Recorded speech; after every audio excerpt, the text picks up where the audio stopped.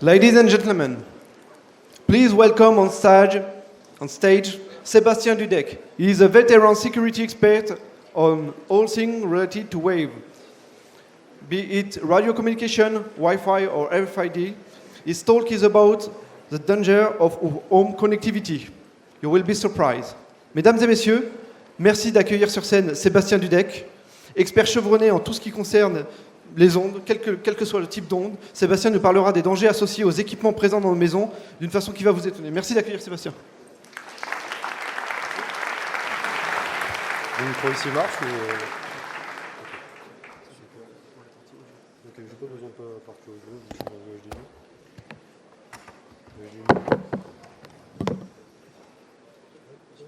Super. Ok. Non, ça va.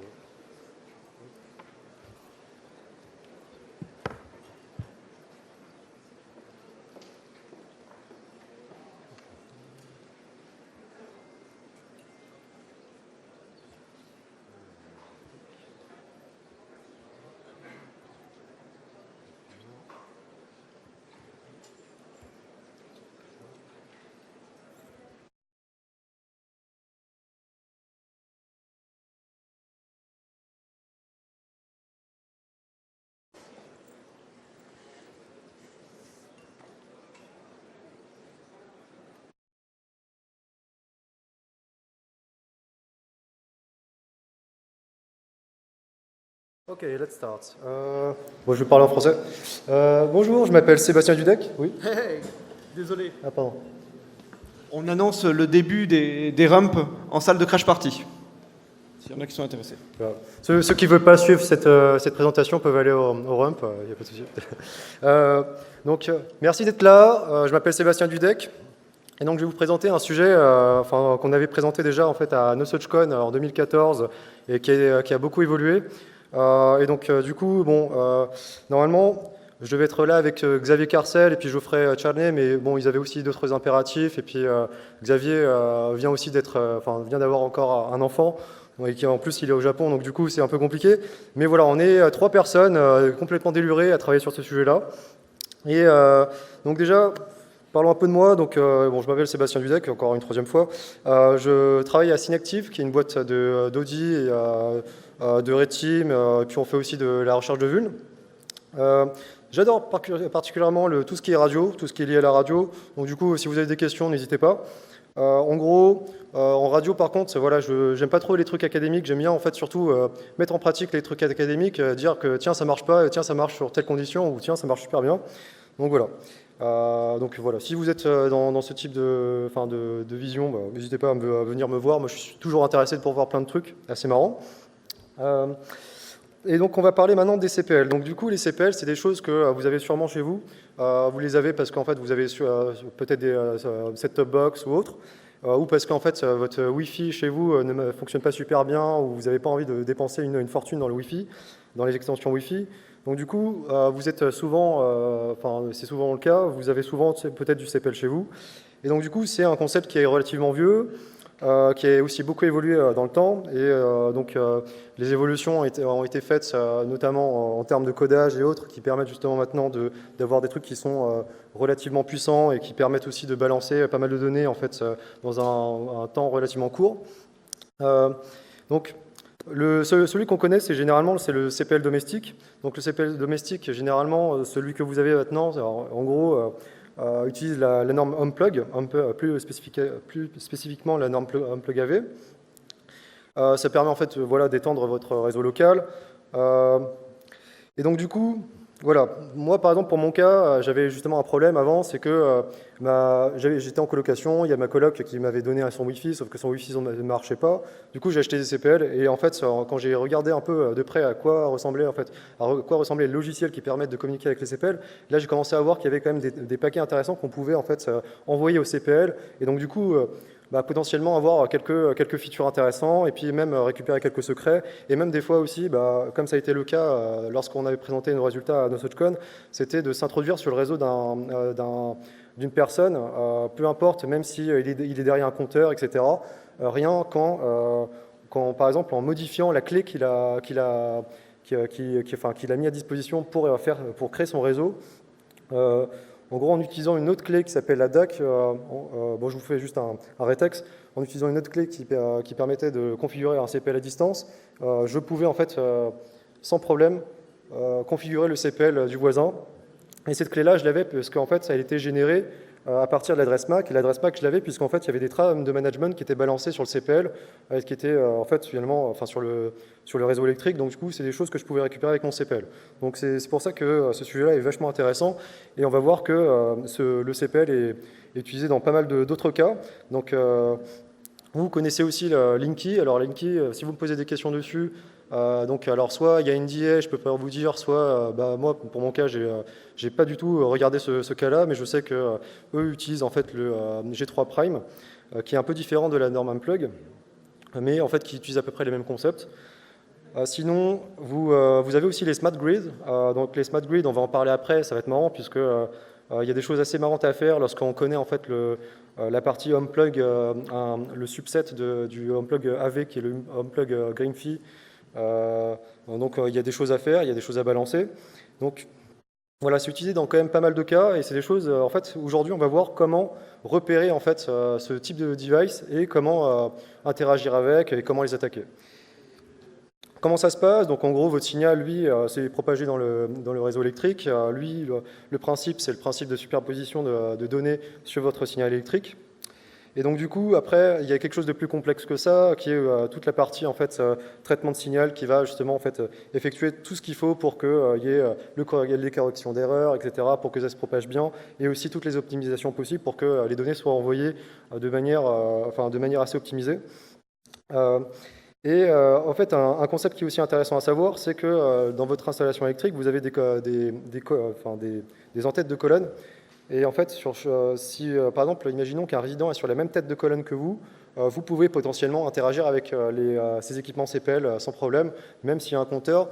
Après, il y a aussi certains cas où, par exemple, dans le contexte où on a des réseaux privés et réseaux publics, lorsque quelqu'un vous fait, en fait, dans les nouvelles constructions, on essaie quand même, sur les installations, de mettre une sorte de, pas de filtre, mais c'est un self de choc qui va atténuer en fait les hautes fréquences.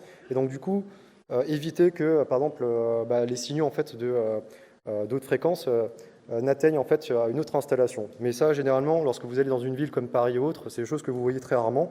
Et sur les constructions récentes aussi, j'ai pu constater que je pouvais, par exemple, de ma résidence, de mon appartement, communiquer avec le CPL de quelqu'un d'autre. Donc bon, c'est des choses que j'arrive pas à voir en fait en pratique. J'ai pas encore réussi à avoir en fait ce type d'installation qui permet justement d'avoir un réseau privé.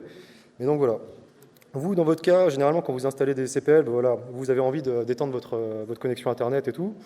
Mais voilà, il faut savoir que le concept de réseau privé et public, c'est très souvent théorique. Et donc, du coup, si vous trouvez quelque chose, si avec votre CPL, vous pouvez interagir avec celui d'un autre, et que vous pouvez, par exemple, envoyer d'autres commandes MME qui ne sont pas trop prévues, vous pouvez, par exemple, faire des choses assez intéressantes, et donc on va en parler.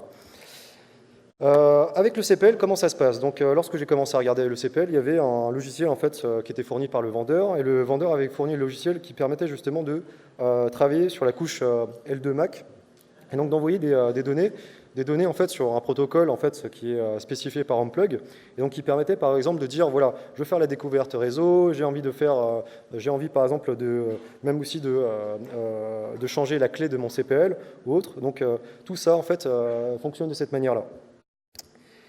Donc du coup, la communication, comment elle se passe? Lorsque vous êtes connecté en fait en Ethernet sur votre CPL, la communication en fait elle n'est pas du tout chiffrée. Vous pouvez envoyer des commandes, des opérations sur le CPL. Par contre, entre CPL, lorsque par exemple un CPL n'est pas sur le même réseau que le CPL, que deux CPL aux alentours, celui-ci ne va pas voir par exemple les données qui seront broadcastées, puisque bien sûr, il faut juste imaginer que en gros, lorsque vous êtes sur le même réseau CPL, toutes les données en fait finalement sont broadcastées. Donc si vous mettez votre interface en promiscuous, vous allez voir en fait un peu tout passer. Et donc du coup, la vraie problématique lorsque vous vous introduisez, donc c'est d'arriver sur ce réseau pour pouvoir ensuite intercepter les paquets. En fait, il faut imaginer que vous êtes un peu comme dans un réseau web. Au niveau interopérabilité, il y a la norme Unplug en fait a différentes sous-normes en fait. Il y a AV, il y a CC, il y a aussi Greenfee qui est ici. Et Greenfee est assez intéressant parce que maintenant, bon, là on est sur un air de Smart Cities, Smart quelque chose, Smart Sheet, etc. Et généralement, bah, en fait, voilà, on utilise le Open Greenfee puisque ICO en a un peu moins, etc. Bon voilà, c'est green. Mais voilà, il faut savoir qu'il est très très utilisé et on va le voir aussi pourquoi. Donc du coup, l'Open Grid Fee, voilà, comme je l'ai dit, c'est un subset de AV. Vous en avez en fait dans les smart grids. Bon, c'est quelque chose voilà, qui est censé être assez vert et vous le rencontrez en fait dans des cas où par exemple, je ne sais pas si vous connaissez par exemple l'autolib, donc les bornes autolib. Donc c'est typiquement ce genre de choses que vous avez. En fait, vous avez un lien de chargement. Sur ce lien de chargement, vous avez en fait différentes, différents connecteurs, et c'est dans ces différents connecteurs, vous avez une ligne qui s'appelle une ligne contrôle pilote, qui permet justement d'échanger en fait des trames, et ça avec la norme Unplug AV, enfin Unplug GP, pardon. Et donc du coup, interagir avec envoyer des données sur cette ligne. Et donc du coup, vous pouvez en même temps communiquer avec la station de charge, mais vous pouvez aussi communiquer avec le contrôleur qui est installé sur la voiture, ce qui est plutôt cool. Et comment ça se passe? Donc voilà le type de ligne que vous avez. Donc moi, je parlais en fait de la ligne en CP qui est la plus intéressante. Et donc du coup, si on se concentre sur cette ligne-là, on peut, par exemple, si on veut se brancher, en fait, si on veut communiquer avec la voiture, bien sûr, il y a une problématique. Par contre, c'est que vous êtes sur un contrôleur, si vous êtes sur un ECU, l'ECU, il faut le réveiller, etc. C'est un peu compliqué. Donc du coup, on va voir comment interagir avec les voitures et les stations de charge juste après. Mais voilà, c'est quelque chose qu'on doit savoir. Au niveau publication, il n'y avait pas... Au début, il n'y avait pas beaucoup de publications. Il y avait Xavier Carcel, par exemple, qui avait fait un super bon bouquin. Et si vous vous intéressez sur le domaine du CPL, je vous conseille de le lire. Et ensuite, on avait aussi quelques papiers qui ont été intéressants à voir, puisqu'on a pu voir aussi rapidement quels étaient les concepts de sécurité du Unplug. Ensuite, on a présenté en 2014 à NoSuchCon la vulnérabilité sur le DAC, qui permettait justement de sniffer en fait, ce qu'il y avait sur le réseau, sur notre réseau électrique, voir les trames MME qui passaient de d'autres CPL aux alentours, prendre l'adresse MAC, dériver l'adresse MAC pour avoir la clé DAC du CPL qui était le CPL du voisin, et donc du coup arriver sur son réseau et profiter de sa connexion Internet. Un peu comme si vous cassiez un réseau web, mais là c'était même encore plus facile. Et donc au niveau tool, ah oui aussi, par contre cette année aussi en stick, on avait parlé aussi du V2G, V2G Injector, donc si vous voulez en savoir plus sur comment communiquer avec la voiture ou la station de charge, n'hésitez pas à regarder aussi ces tools-là, c'est intéressant. Au niveau tool, il y a pas mal de tools. Nous, ce qu'on avait fait principalement, c'est des tools en fait, avec du Scapy, puisqu'on aime bien aussi forger nos paquets, générer des paquets, etc. Donc du coup, on utilise principalement Scapy. Et là, cette année, on a rajouté les layers de Unplug Greenfee et aussi, alors j'en ai pas mis ici, mais aussi pour les Unplug qui sont utilisés pour les Smart Cities, enfin pour les Smart Grid, qu'on va voir après. Et donc du coup, dans ces tools-là, on a aussi, on a rajouté les layers, mais on a rajouté aussi ce qu'il faut pour attaquer les réseaux qui utilisent du Greenfee. Donc du coup, alors, dans cette présentation, ce que vous allez voir principalement, c'est bon, on va voir quelques rappels, on va voir aussi quelques méthodologies sur comment identifier qu'il y a en fait des CPL aux alentours, parce que vous ne le savez pas encore, c'est un peu plus caché que le Wi-Fi, mais en vous connectant avec votre prise CPL, vous pouvez avoir en fait des CPL aux alentours, et donc du coup, c'est des choses qu'il faut savoir. Et après aussi les différentes vulnérabilités qu'on a vues, donc les anciennes de 2014, mais aussi celles de cette année, et aussi quelques secrets que cachent les CPL, ainsi que en fait, on va présenter une ouverture en fait, au sujet des CPL, puisqu'on aimerait bien aussi faire un CPL assez ouvert qui nous permettrait d'aller un peu plus en bas niveau, un peu plus en dessous de la couche L2, pour voir en fait quels sont les échanges, par exemple Diffie-Hellman qui sont effectués lorsqu'il y a un pairage entre deux CPL. Donc voilà, il y a pas mal de choses à faire, il y a encore beaucoup de boulot, mais en tout cas j'espère que ça va beaucoup vous inspirer. Donc, premièrement, identifier un CPL, comment on peut faire? Donc, lorsque vous, par exemple, vous utilisez votre logiciel avec votre CPL, le logiciel, lui, ce qu'il va faire, c'est un network InfoRec. Le network InfoRec, lui, va balancer, par exemple, une trame, et en fait, il va avoir une confirmation d'un CPL, ou même de plusieurs CPL, qui vont lui donner, en fait, la topologie réseau avec les différentes stations qu'il y a sur les réseaux logiques. Sauf que lorsque vous n'êtes pas sur un réseau logique, en fait, vous ne savez pas en fait, qu'il y a des CPL. Et c'est là que ça devient assez intéressant parce qu'il y a aussi une autre feature qui s'appelle le sniff mode que vous pouvez activer sur le CPL qui vous permet justement de dire, voilà, je veux que tu écoutes toutes les trames MME qui viennent des centrales coordinateurs. Donc du coup, c'est généralement les CPL, dans le cadre du domestique, c'est les CPL qui sont généralement les CPL master et qui sont branchés directement au modem, par exemple, de votre connexion Internet. Et donc du coup, ces CPL-là vont donner en fait, vont vous envoyer pas mal de requêtes, vont balancer pas mal de requêtes que vous pouvez recevoir depuis votre CPL. Et ça ressemble à ça.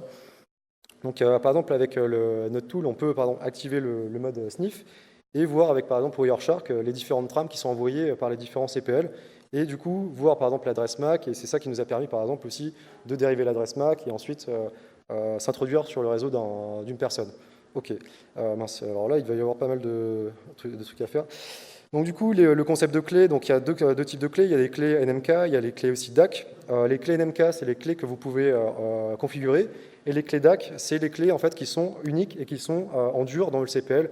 Et donc du coup, avant, ce qu'on avait réussi à attaquer, c'est les clés DAC qui nous permettent de configurer la clé NMK, que ce soit en local ou à distance. Et comment ça se fait? Ça se fait comme ça, donc vous envoyez un paquet NMK de ce type-là, et lorsque vous êtes sur un CPL local, vous précisez la clé DAC. Lorsque vous voulez par exemple communiquer avec un CPL à distance, là il faut préciser la clé DAC qui correspond à ce CPL.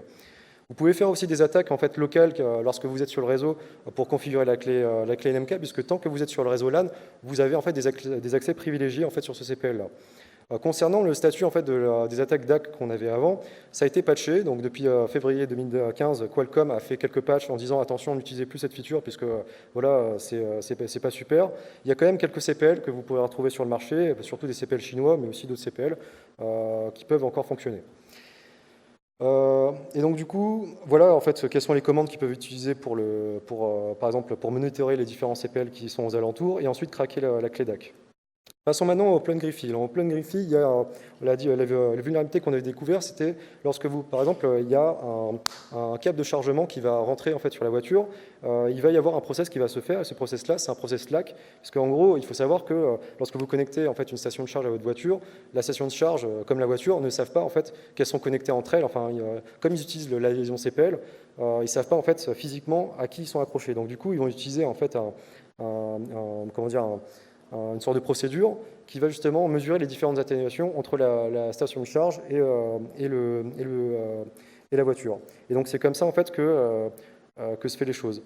Et donc du coup, bon, le principe c'est simple, c'est le PEV par exemple qui est la voiture va broadcaster en fait quelques sounding packets, la station elle va faire quelques mesures et va balancer ses réponses, et ensuite il va y avoir en fait dans la fin de l'écoulement, il va y avoir en fait un paquet qui va justement donner des informations sur le réseau, et c'est ce paquet là par contre qui nous a beaucoup intéressé puisqu'il n'y avait rien avant pour décapsuler les paquets de Unplug Griffey, même pas Wireshark.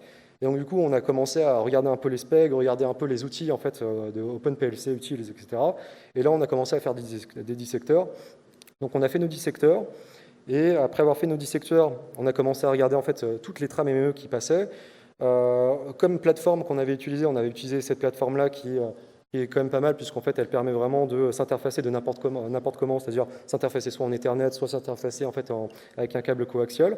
Mais vous pouvez utiliser aussi une prise CPL murale, puisque si par exemple, imaginons que la station de charge est connectée au même réseau électrique qu'un résident, même depuis chez vous, vous pouvez en fait interagir avec. C'est plutôt cool. Les différentes façons que vous pouvez utiliser pour vous interfacer avec sont celles-là. Vous pouvez directement vous interfacer entre une voiture et une station de charge.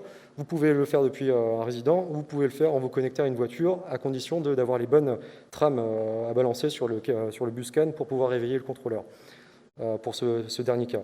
Voilà un petit exemple de connecteur que vous pouvez utiliser. Vous pouvez aussi l'acheter par exemple sur Alibaba. Alors ce qui est cool avec Alibaba, c'est que vous pouvez vraiment tout trouver, même des stations de charge.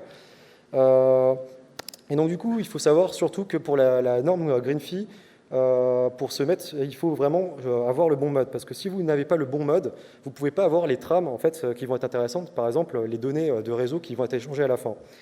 Après avoir fait ça, donc du coup, on configure en fait notre PIB, c'est-à-dire le Program Information Block qui sert à configurer le CPL, et on va choper en fait grâce à ça, après la configuration, les trames qui vont arriver. Et là, qu'est-ce qu'on voit? Donc on voit que voilà, les différentes procédures qui sont arrivées, en regardant ce qui se passe d'un peu plus près au niveau du Slack match, le Slack match nous donne directement la NMK qu'on peut mettre sur notre CPL, et donc du coup rejoindre le réseau logique qui est effectué entre la station de charge et la voiture, et donc du coup, là on peut commencer à interagir avec les différentes parties. Donc si vous voulez vous amuser, il y a un tool qui s'appelle V2G Injector, qu'on avait présenté au STIC cette année, et qui est super cool, et qui permet de faire pas mal de choses, même interagir avec les différentes données V2G, et donc même en V2G, il y a aussi des trucs marrants à regarder. Parce qu'en fait, il faut savoir qu'il y avait aussi des données de paiement qui transitent entre ce lien-là, puisque lorsque vous voulez charger votre voiture, des fois vous vous chargez dans une station publique, et justement, c'est à ce moment-là qu'il y a des données de paiement qui peuvent être assez intéressantes à regarder. Il y a des sessions, il y a plein de trucs assez marrants à faire. Et voilà. Au niveau des Smart Grid, c'est assez marrant parce que Smart Grid, vous avez le même concept, vous avez du Open Green Fee, donc exactement le même concept que les voitures. Mais par contre, ils ont rajouté un truc qui est assez marrant, c'est que vous pouvez balancer des commandes UART sur les compteurs. Et les commandes UART, du coup, on s'est intéressé un peu à savoir comment c'était implémenté, et on voit que voilà, c'est pas si compliqué que ça. Les trams à balancer, c'est ça. Après, il faut savoir aussi quel genre de commande. Donc du coup, ça par contre, techniquement, c'est un truc que si un jour vous tombez dessus, n'hésitez pas à me faire un retour, puisque justement, je vais mettre un support Unplug SG, mais je n'ai eu aucun encore retour dessus. Je suis jamais encore tombé sur un compteur SG. Donc n'hésitez pas, si un jour vous tombez sur un truc comme ça, balancez un peu n'importe quoi en UART, vous aurez une confirmation. Soit la confirmation va vous dire bon, je supporte pas cette commande, soit elle va vous dire bah tiens, la commande UART, what the fuck, tu me mets n'importe quoi. Donc du coup, voilà.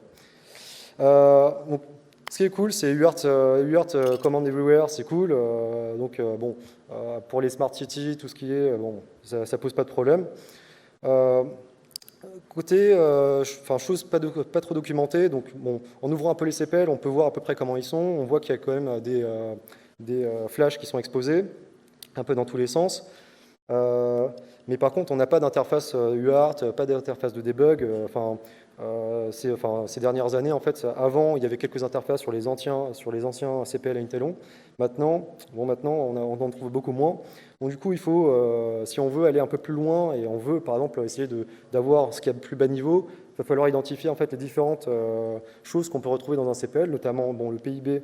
On voit que, par exemple, le PIB nous permet justement de configurer un CPL. Nous permet de mettre dans différentes étapes, dans différents états comme faire du wiretap, faire du sniffing, faire du Slack, etc. Il y a beaucoup de blocs qui sont non documentés et qu'on a essayé de documenter au fur et à mesure dans notre outil, dans nos layers SCAPI de Unplug.Pound. Donc c'est des choses que je vous invite à découvrir. Et il y a encore beaucoup de choses encore à documenter. En plus, au fur et à mesure des versions, ils rajoutent aussi des blocs, etc. Donc c'est beaucoup de boulot. Si vous avez envie, par exemple, de jouer avec le PIB et voir comment ça se passe, essayer de le configurer, voici les outils que vous pouvez utiliser. Pour l'analyse, vous avez différents outils. Je vous ai parlé justement de Unplug.Pound. Vous avez l'outil PIP dump pour dumper le truc. Et après, vous avez les layers SCAPI qui en découlent pour pouvoir analyser. Et puis voilà. Au niveau analyse du PIB, donc il y a vous avez différents outils. Par contre, il y a aussi les commandes. Les commandes, on a essayé d'utiliser les commandes qu'on retrouvait un peu partout sur tous les softs. Regardez aussi, par exemple, sur le bouquin Unplug AV qui est écrit par les personnes de Qualcomm pour voir si on n'a pas moyen d'implémenter des choses qui sont plutôt exotiques. Donc voilà, ça prend beaucoup de temps, il y a énormément de commandes. On voit qu'il y a des commandes qui sont intéressantes, elles ne sont pas du tout documentées. Donc voilà, on essaye d'aller un peu plus loin. Et en fait, pour ça, il faut des fois passer un peu sur l'étape du reverse. Et donc, du coup, on se dit, voilà, on veut aller un peu plus en dessous, ou alors on veut savoir plus de secrets sur la partie PIB. On n'a pas beaucoup d'outils, il n'y a pas d'open PLC qui existe actuellement sur le marché.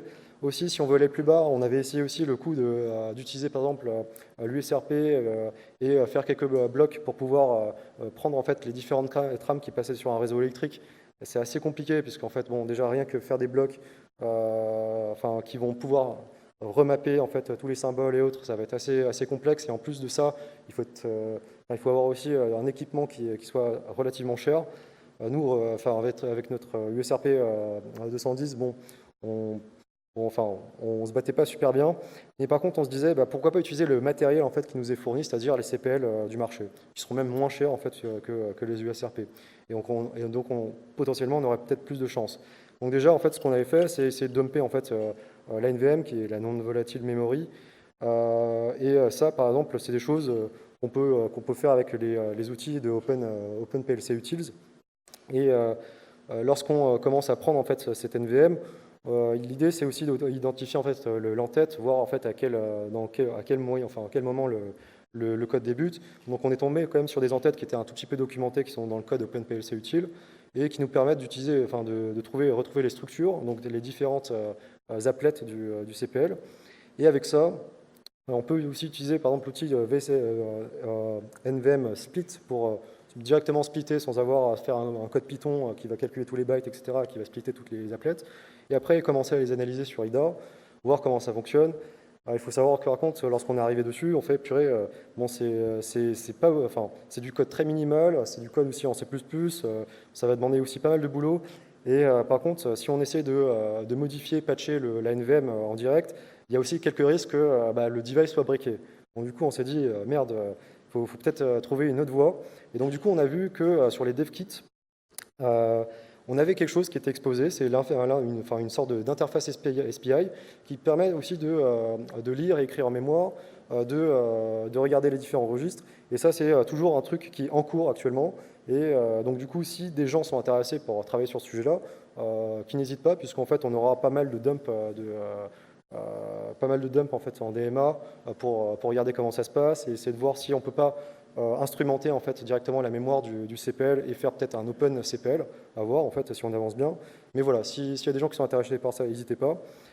En tout cas, on peut voir que les CPL, voilà, on en a partout, qu'il n'y a pas encore beaucoup de travail à faire, que rien qu'au niveau 2, à la partie MME, vous avez encore beaucoup de choses en fait, à découvrir, beaucoup de paquets à envoyer. Il y a peut-être encore d'autres attaques, d'autres vulnérabilités qu'on pourrait trouver pour collecter des clés, pour pouvoir même directement s'introduire dans un réseau. Et donc voilà. C'est aussi la partie par contre qui est la partie baseband, la partie d'analyse baseband est assez complexe. Elle demande beaucoup de temps et c'est aussi pour ça que s'il y a des contributeurs qui sont intéressés, n'hésitez pas. Et on sera super content de travailler avec vous. En tout cas, merci d'avoir assisté à cette présentation. Et si vous avez des questions, n'hésitez pas. Je ne sais pas combien de temps il nous reste, mais c'est bon ?